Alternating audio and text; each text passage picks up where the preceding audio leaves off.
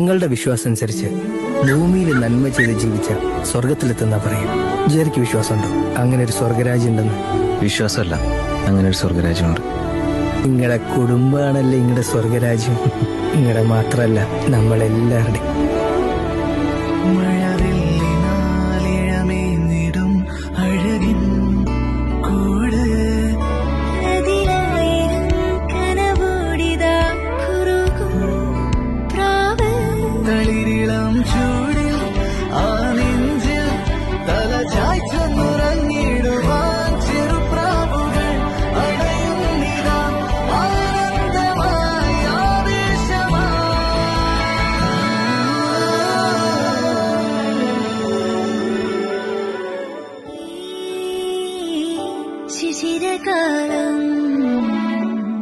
പുലരിപ്പു മെല്ലെ മെല്ലെ ഇതളിട്ടു മേലെ മേലെ മനമേ